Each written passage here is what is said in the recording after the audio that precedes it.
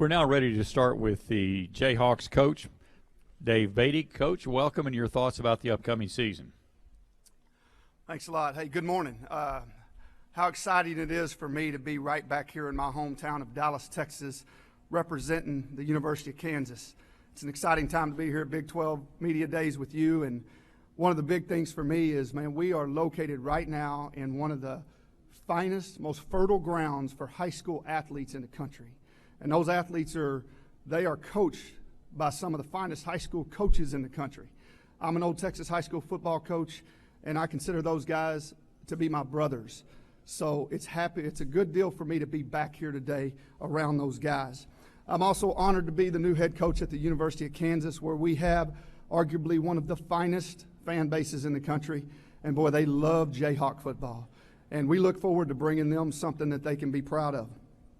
We also know that that's a process and not an event, and we're looking forward to getting wrapped up in that process. We're also honored to be a member of what we consider to be one of the finest football conferences in the country. It's been a lot of fun being around Commissioner Bowlesby and his staff over the last 6 to 7 months, getting to know them, and we're looking forward to his leadership moving forward.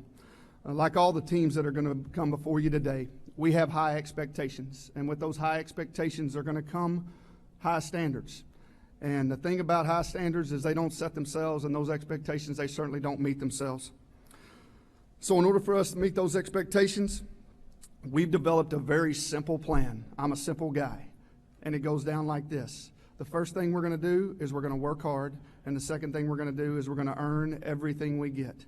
From the first day that we stepped on campus there in Lawrence, and I met with our team in the Anderson Family Football Complex, earn it has been the theme. And we have continued to spread that as we worked all throughout the state of Kansas and throughout this country. We've set out and set a goal to make sure that we earn the trust and the respect of our stakeholders, our students, the people of our state, every high school coach, every high school player, our alumni, our former players, one person at a time. We're committed as a team and as a staff to work hard together, and we expect to reach those expectations together. We're currently wrapped up in preparing our staff and our team to create a brand of Kansas football that is tough, fast-paced, disciplined, highly competitive, fun to watch, and, man, fun to play in. If you're a guy that wants to play college football, we want you to want to come play in this. We feel like we have something really special in Lawrence, and we look forward to seeing great things as our time turns forward there. I know there's going to be a lot of questions, so with that being said, I'm happy to be here with you at Big 12 Media Days. Let's get started. Okay, we'll take questions now. If you'll put your hand up. We got a question on the aisle. Yes. You have to wait, get a microphone, Coach.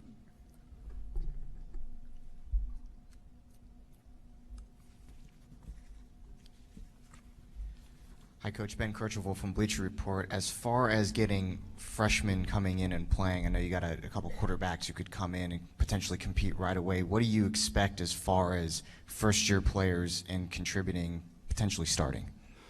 Well, from our standpoint, here's the thing about college football nowadays, and it's my opinion that it's hard to tell a freshman that he's for sure going to redshirt. It's difficult because 85 scholarships is very difficult to get it done with because of the type of athletes that you're playing against. Those bodies are running at each other at high speeds. Injury is a part of the game, and because of that, depth usually becomes a factor. And the thing about that is we have to try to get those young guys ready as fast as we can. And the thing that I would take my hat off to is the high school coaches across the country, because those kids are coming in more and more prepared every year, which is allowing us to get them on the field faster. But it's one of those deals where we'll just have to see. They're just like everybody else in our program. They're going to have to earn it. We have a question all the way in the rear, in the middle. Carter Lacey from the 2 Minute Drill podcast. You've set up an excellent recruiting pipeline in Texas.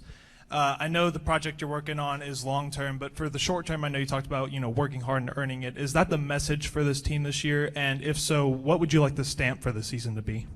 Yeah, that's absolutely the message. And the message goes in line with what makes us different. Well, the difference for us, in my mind, is we don't control what makes us different. We only control what we make different. And the way that we approach it is everything. And I was fortunate enough to be there when Kansas was a really, really good football program under Mark Mangino. he won National Coach of the Year and went to the Orange Bowl.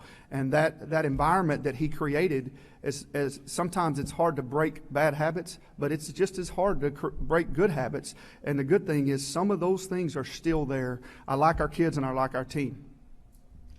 Question on the right-hand side, about 3/4 of the way back. Hey, Coach, Brian Baldinger here from Fox Sports. Welcome back to Dallas. Welcome back to Kansas and to the Big 12. So, at quarterback, Montel, Michael, I know Michael got hurt in the spring. Can you sort of update what's going on there at the quarterback position as you get ready to start camp? And secondly, we're big fans of Clint. I know you kept him on your staff. Was that a difficult decision, or was that pretty easy? Well, let's talk about the quarterbacks first. First of all, Michael Cummings, man, what a great kid. He is only a better kid than he is a player. I don't know how I can give a kid higher praise than that. He's right out of Killeen, Texas, here in Central Texas. I know his coach.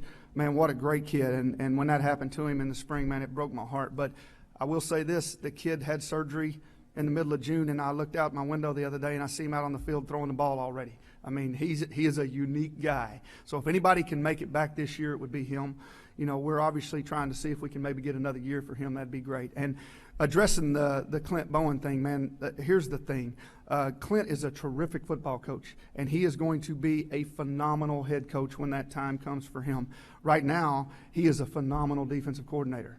He's making the finest paycheck he's made in his career, and he's earned that, and he deserves it. The thing that people don't know is what a great family he has.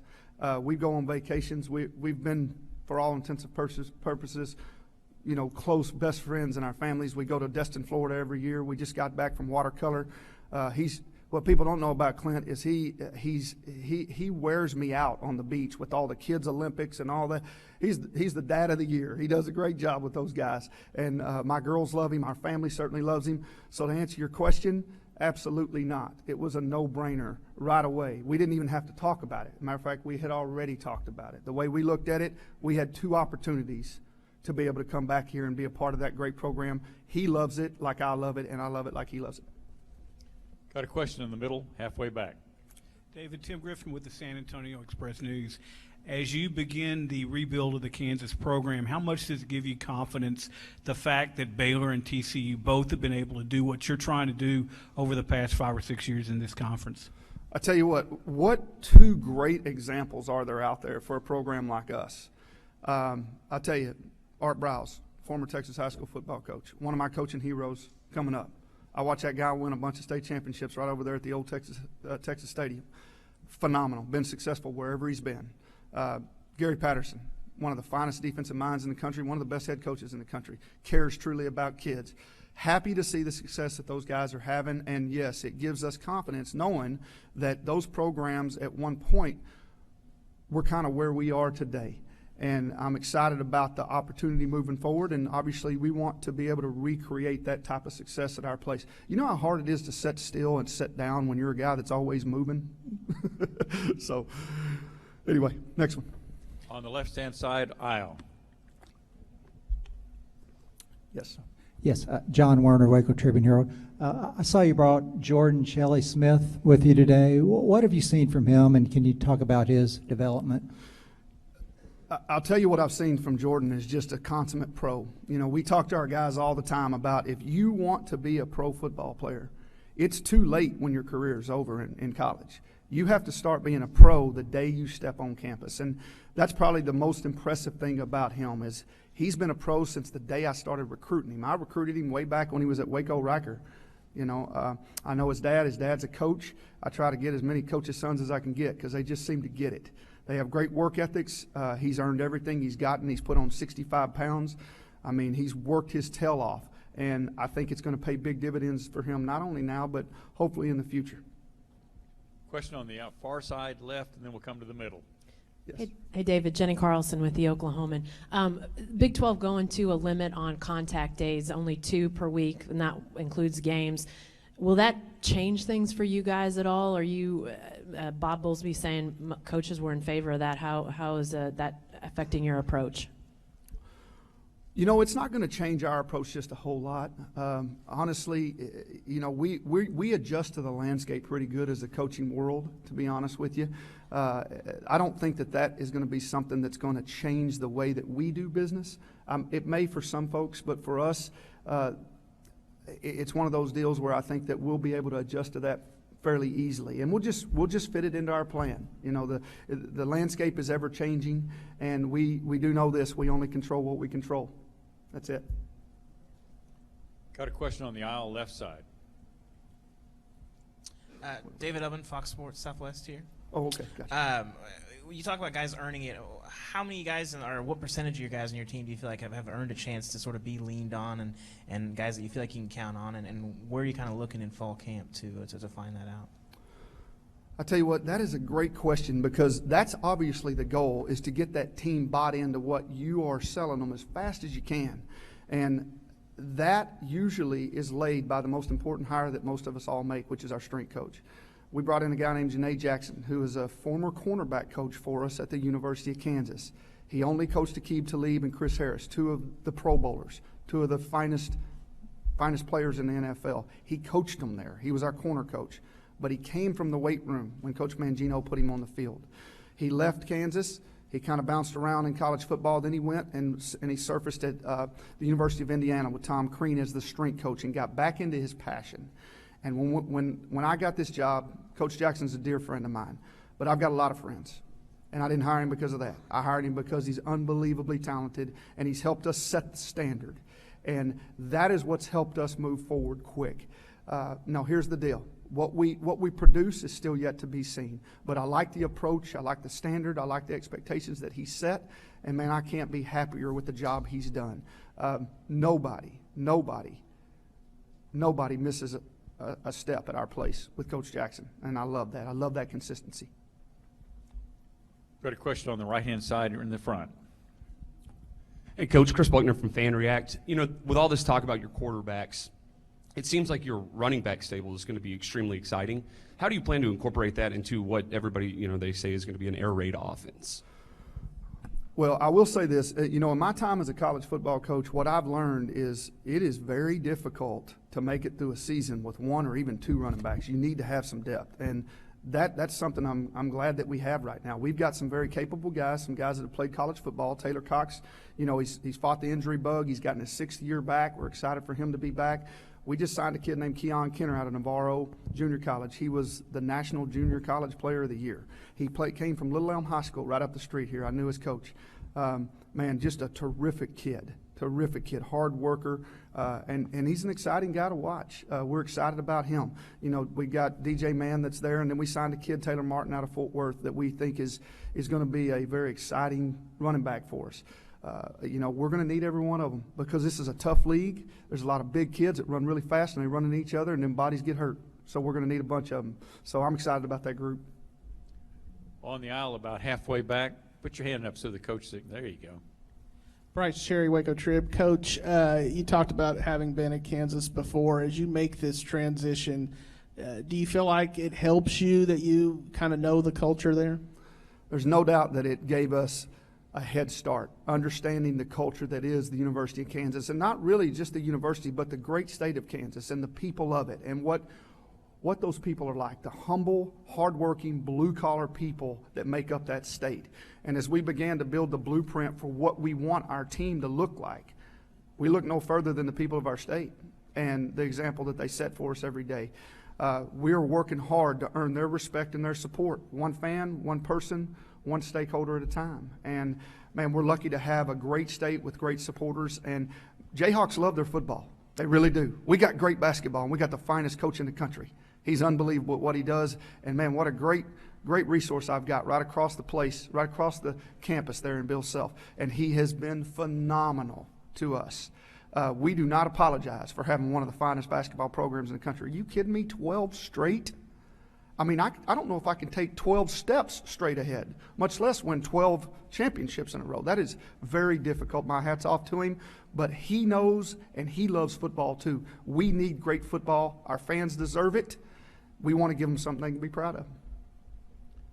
We got a question on the platform all the way in the rear. Put your hand up so we can see where you. Hey, Coach, hiding back over here. Hey, JD Moore, Advocate Digital Media. You mentioned earlier, you're an old Texas high school coach. You got Kenny Perry, another DFW high school coach. A lot of other assistant coaches who are from Texas.